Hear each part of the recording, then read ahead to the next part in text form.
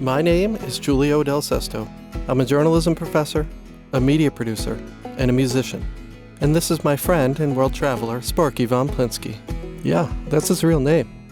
And it's fun to say. Join us as we visit some of New Hampshire's special places and meet the people that bring them to life.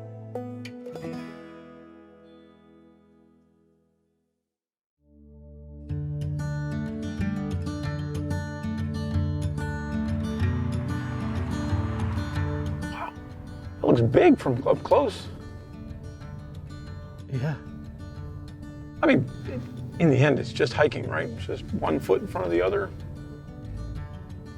As long as they don't have to carry me down, we'll be good. As long as they, does not include me, we will be good. Because if I have to choose between you and dinner, I'm thinking dinner's gonna win, my friend. Thanks. No problem. They do call it the most dangerous small mountain in the world, though. Come on, I mean, they call it that. It's probably just like a tourist thing. It's probably not that dangerous. Though I am a little bit concerned about those clouds rolling in. That makes me feel a lot better. You're welcome. Mount Washington has an allure to it that sometimes escapes description. There's something special about that mountain that really captures people's imagination and awe. The mountain has personalities every single day. Sometimes it might be happy and, calm and really sunny, and then the next day it might be angry and ferocious and blowing those 100-mile-per-hour winds. It has really quick mood swings from day to day or even hour to hour, and it keeps you in a whirlwind of adventure while you're up there. I would say Mount Washington is somewhat akin to a cantankerous old man. Its ire will get up and it will get angry and it'll let you know. It's a little tough to deal with at times, but the reward far outweighs those moments where it pushes you and challenges you. I could describe Mount Washington as a wise old man that just kind of accepts life the way it is. And I feel like he has a long-term standing marriage with Mother Nature. And it's kind of like this old bickering couple. Sometimes they have really nice days, and sometimes she gets really mad at him and the weather just goes nuts. And he just takes it because he has to. It's rough hiking on these rocks. Yeah, it probably won't be too much longer on the rocks, though. Well, we're gonna go all the way up the mountain, right? All right, fine. Maybe it will be. Ah, man. Check out this shiny material in this rock. I wonder if that's mica schist. That's where the White Mountains get their name. It sparkles in the sunlight. That's pretty sweet. That does sparkle, too. Let's keep walking. Yeah, let's check out these cliffs up here. Sounds good. That thing is heavy. Mount Washington is an amazing place. It attracts hundreds of thousands of people every year to it. I think it's just one of those places that people have special bonds with. Oh man, I tell you what, this place is something else. Holy cow. It's funny, I think we kind of take this stuff for granted. I mean, it took how many millions of years for this to happen? We look at it for a few minutes, take a selfie, yeah, and move on. Yeah. When we first got to the mountain, it was like meeting a celebrity. We were so excited. We had seen pictures of it, we were driven by it. We never actually set foot on it. And when we did, it was like this living, breathing thing. Did you leave your backpack in the car? Come on, the mountain's not that big. 6,000 feet's a long way up. The lower hiking trails are nice and smooth, and they have these little waterfalls and these nice wooden bridges. But by the time you realize how difficult it actually gets, it's kind of too late. The trail, it can be very misleading at the very beginning. People will see this dirt and there's a little bit of rocks and there's these little streams off the side, like, oh, this is going to be a nice meander through the woods with some uphill, and it's not a very tall mountain, it's only 6,000 feet. It'll be fine, we'll be done in a couple hours. And then about maybe a mile into the trail, they're like, this is getting really steep. Like, I didn't expect this. It's not easy. No trail up this mountain is easy. So yeah, Darby Field. According to Darby Field, was the first European to climb Mount Washington 90 years before George Washington was born. Did he call it Mount Washington then? Yeah, he was omniscient. Oh, that looks slick.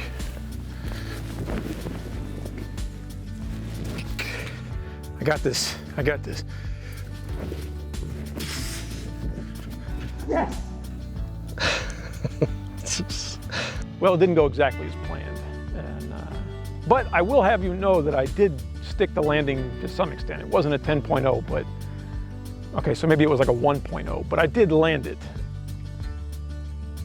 I had my doubts for sure that we were going to make it to the top. I didn't necessarily doubt that we could do it. I doubted that we could do it safely and in enough time to get back down.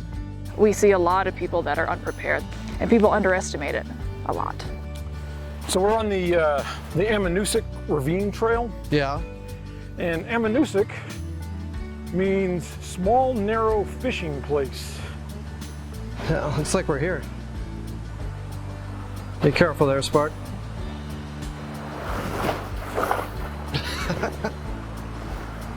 All right. Pretty soon we were scrambling over boulders, trying to balance on logs over rivers. Hey, Spark, I thought you said this was a nice, easy hike, man. Dude, your daughters are gymnasts, man. You should be able to handle this. That was embarrassing.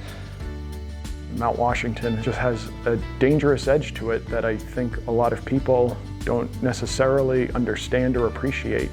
Hikers can find themselves underprepared or not expecting the conditions. Okay, so yeah, it's getting a little steeper. You have to respect Mount Washington, and I didn't want to be one of those guys in the news, you know, who was like, okay, we got to the top, and then we got lost on the way down and had to get rescued out, and that's not why I wanted to go down in history. It's crazy how quickly the weather changes. It wasn't 5 minutes ago we had blue skies and I was sweating a little bit. The trail's starting to get harder too. Yeah, I guess that's inevitable when you got to go up a 6,000 foot mountain.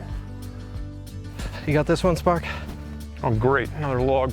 Even though it's a small mountain, the differences in the weather conditions at separate elevations, especially from the bottom of the mountain to the top of the mountain, can really catch people off guard. It could be 60 degrees at the bottom, 60, 70, but it also could be below freezing at the summit. You hear that noise?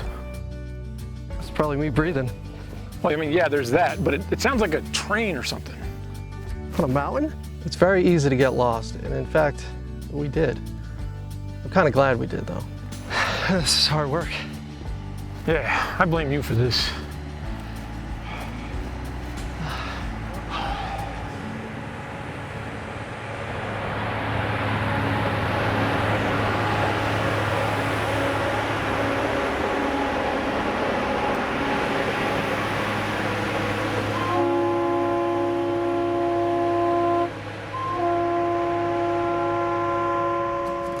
How are you guys today? Welcome to the Cog Railway. Thank you. 2 tickets, please.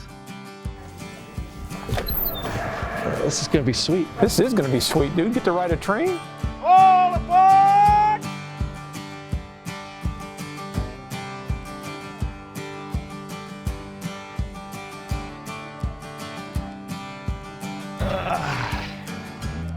Yeah. Oh, dude, this is nice. It's comfortable.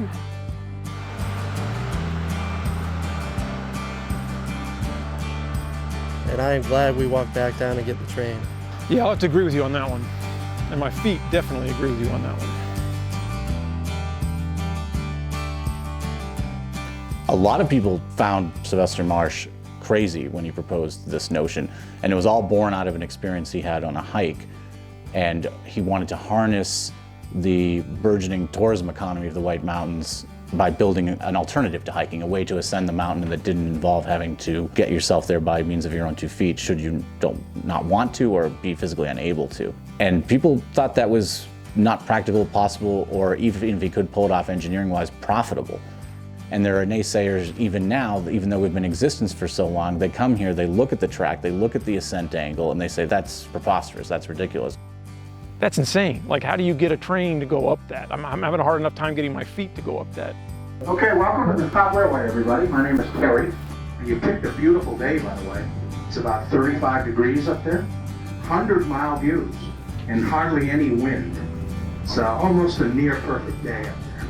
Like, I don't even know what straight up and down is anymore right now. Yeah, you're looking out and it looks like the trees are crooked. Looks like the icicles are crooked. You swear that you're in a Dr. Seuss book and everything is growing slanted. It's kind of good for perspective though. It's like, okay, is everything else crooked or am I crooked? It's probably you. It's probably me, yeah. To be able to come to a place that has such a rich history and to be able to connect with something that people were doing over 150 years ago and still do it today. It's so much more than a shuttle to the top of Mount Washington. It's actually the living history of a 150-plus-year-old rail line. It's a pretty scary thing. You've got these steep inclines and the technology is 150 years old, but when you meet the people that run the cog and the engineers, it makes you feel a little bit better.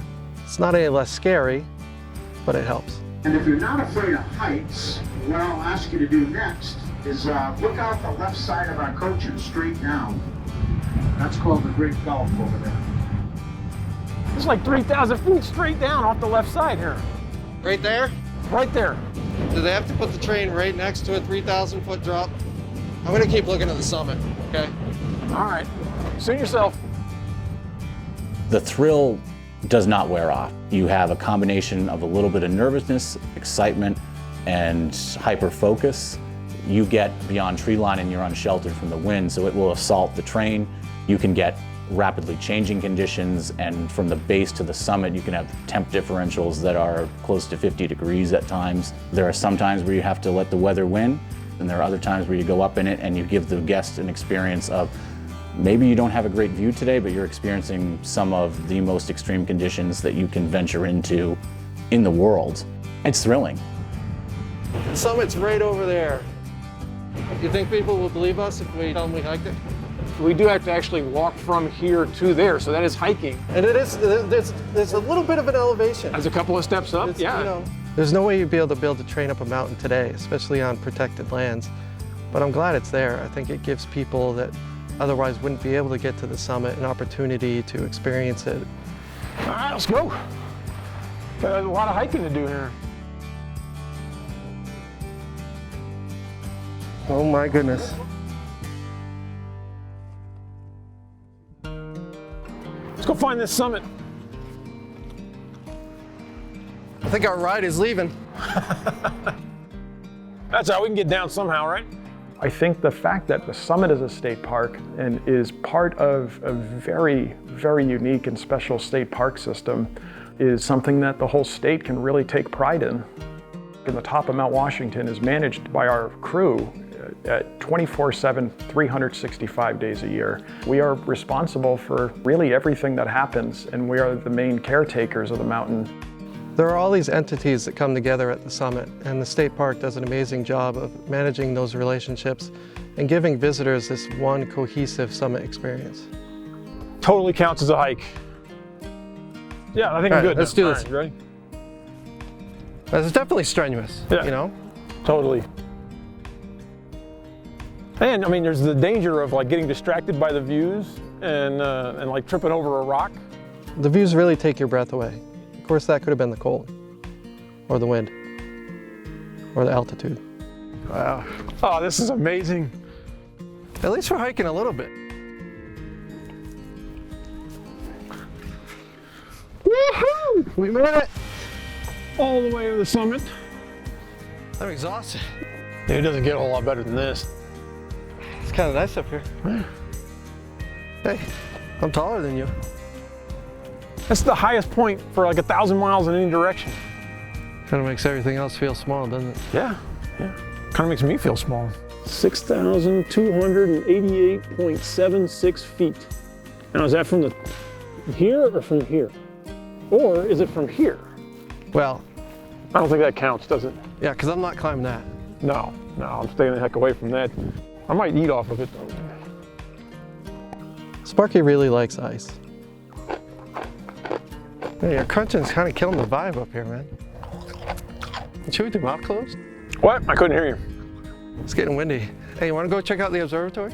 Yeah, you think they'll let us in? Maybe it's a little warmer in there. Oh, they might let me in. Ah, come on now. I'm leaving the ice outside. Maybe.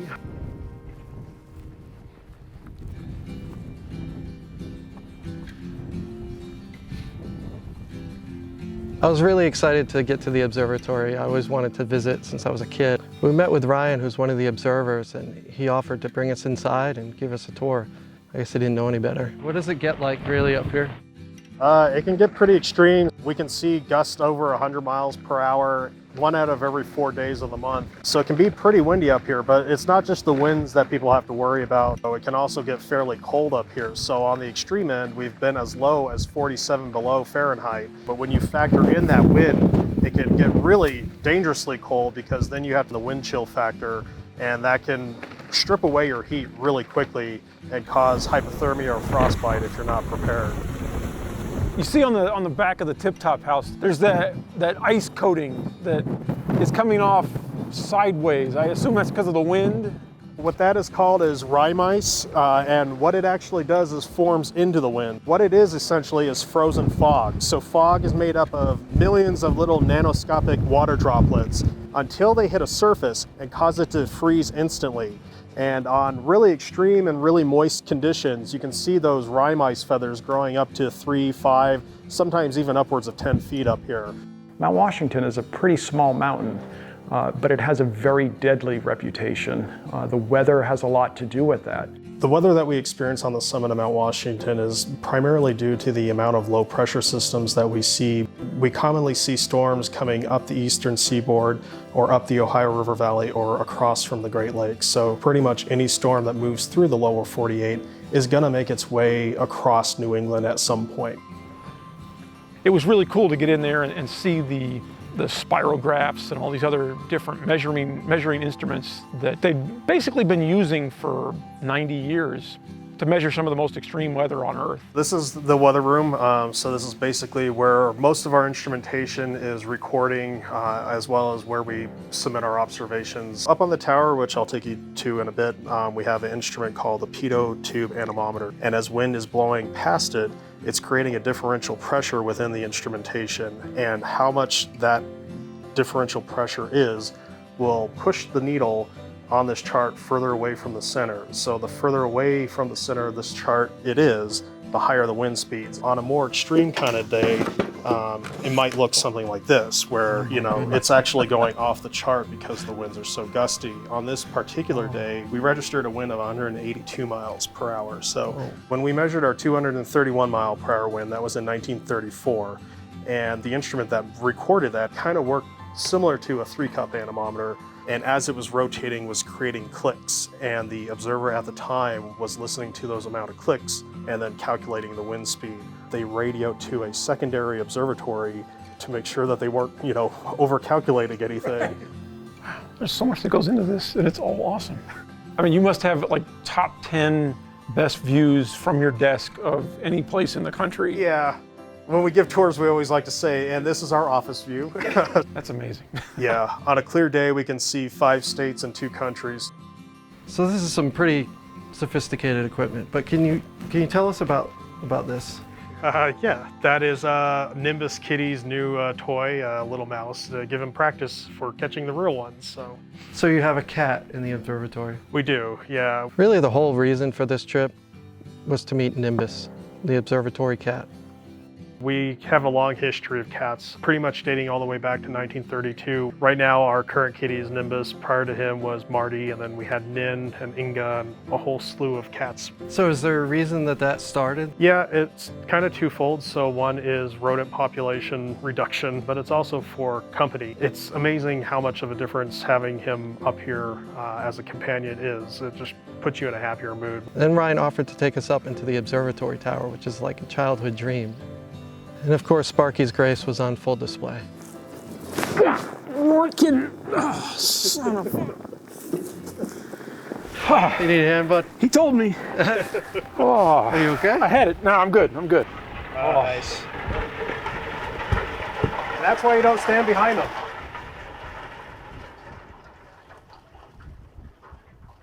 Yeah, some of those ice trucks were, the size of mini fridges, so they would have done some bad damage if you were standing near it. So it's not only the weather that's dangerous up here. Yeah, you have to kind of be aware of your surroundings all the time. Oh my goodness. Wow, that was cool. That was cool. So you have to come out here to de-ice the instrumentation. Is that the right terminology? I'll grab some instruments real quick. These are how we de-ice. So it's an ice mallet that you would typically see on fishing boats and lobster ships around the area, and then crowbars. So once an hour we're coming out, de-icing the antennas. You can see the paint is all chipped. That is because we are de-icing with the mallet and crowbar here. The really high wind events are where it's really risky because you not only have the wind, but you also have objects that might be flying at you. It can be a little bit daunting and tiring at times, but it is something that needs to be done for everything to operate correctly. After we had our king of the world moment and enjoyed the view a little bit, we were able to get back down without Sparky hurting himself. We could have talked with Ryan all day, but Sparky wanted to do some hiking, and come to find out, Crawford Path, which is the oldest maintained trail in the United States and is part of the Appalachian Trail, is right at the top of the mountain. Check this out, it's the Appalachian Trail. I've always wanted to hike that, or at least a part of it. It goes across the top? Yeah, yeah. All the way down to Georgia, I think, in that direction. Oh, we're not going that far. No, no. Let's try it. All right. You're gonna have to carry me out though. Fat chance. Fulfill another lifelong dream and get to hike the Appalachian Trail. Good for you. Well, at least 1/2000th of it. That's probably enough for me anyway. Yeah. Mount Washington gives you a view that is second to none. That kind of hits you all at once. Well, that and the cold. They both hit you kind of at the same time, a nice little 1-2 punch. Need my skis for this. I don't think I'm that good a skier. Matter of fact, I know I'm not that good a skier. We got a little ways down before we realized we might not make it back up in time for the train. So of course we had to come back up. Couldn't stay out there and play too long. So start hiking back up, and predictably that was somewhat more difficult than going down. It's a good thing this path is nice and smooth and everything. It's supposed to be a path. Crawford Path. It's a little misleading. Yeah. Path is nice and easy. Well, they don't call it a big rock pile for nothing.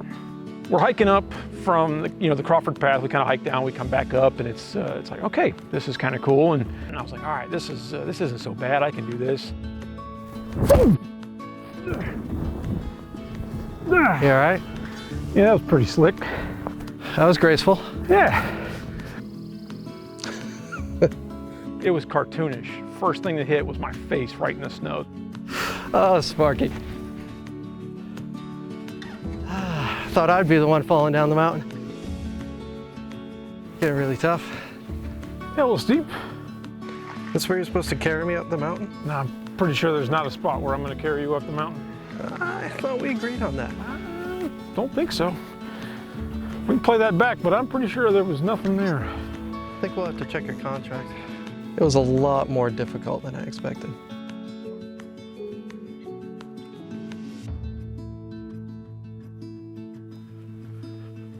Oh, sweet.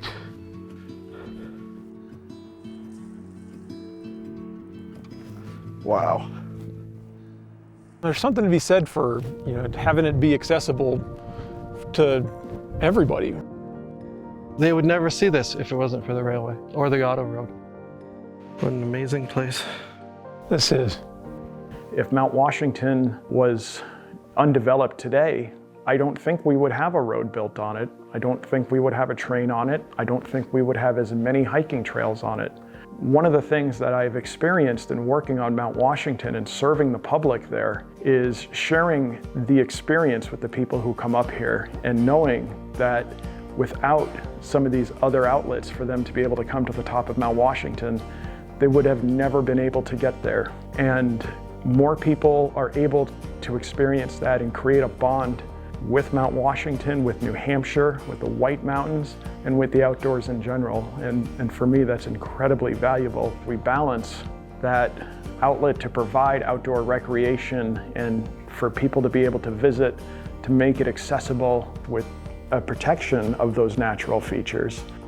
It's important to remember that we are having an impact on this mountain. It's our responsibility to take care of these places, even as we allow And even as we encourage access, It is extremely unique and we do need to protect that, but it's also really important for people to be able to experience some of these natural wonders and do it in a safer way. And most people come out, I think, understanding like, oh, this is really beautiful. We should keep this cleaner and more pristine, but I'm really glad I get to experience it. you have to appreciate the special places and you have to identify them. And it doesn't take much to say that Mount Washington is special. I'm really grateful for the time that we had, people we met, things that we learned. It was just an all-around amazing experience. That was an amazing day. This has been an amazing day.